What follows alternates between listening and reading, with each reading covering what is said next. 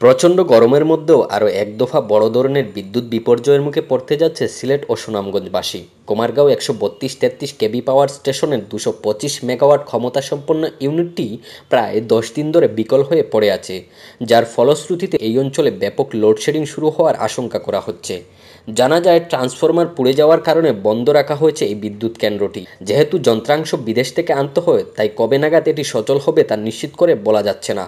ফলে সিলেট এখন পুরোপুরি জাতীয় গ্রিডের উপর নির্ভরশীল, যেটি আগেই চাহিদার তুলনায় কম বিদ্যুৎ সরবরাহ করছে। বিউব সিলেট বিভাগের প্রধান প্রকৌশলী আব্দুল কাদির বলেন, সিলেট বিভাগের দৈনিক চাহিদা প্রায় 700 মেগাওয়াট হলেও বর্তমানে সরবরাহ করা হচ্ছে সর্বোচ্চ 500 মেগাওয়াট।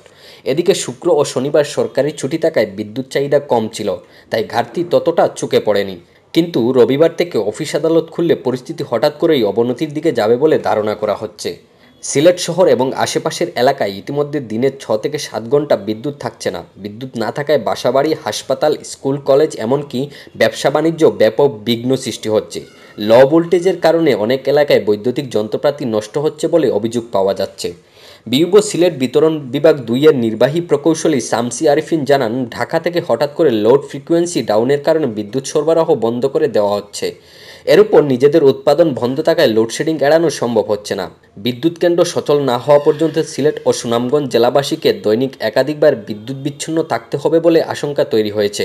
সিলেটের মানুষ তাই আগাম সতর্কতা ও বিকল্প প্রস্তুতির দিকে ঝুঁকছেন। স্থানীয়রা বলছেন, দিনে কাজ করা যাচ্ছে না, রাতে ঘুমানো যাচ্ছে না। এমন বিদ্যুৎ বিচ্ছিন্ন অবস্থায় চলতে থাকলে জীবনযাত্রা দুর্বিষহ হয়ে পড়বে। বিশেষ করে দুপুর ও সন্ধ্যাবেলা লোডশেডিং বেশি হচ্ছে। সংশ্লিষ্ট কর্তৃপক্ষ বিদ্যুৎ কেন্দ্রটি সচল করতে 2 সপ্তাহ সময় চেয়েছে। তবে চাহিদার সঙ্গে সরবরাহের এই বড় ব্যবধান পূরণ না হলে সামনে আরও ভয়াবহ পরিস্থিতির আশঙ্কা করছেন বিদ্যুৎ বিশ্লেষকরা।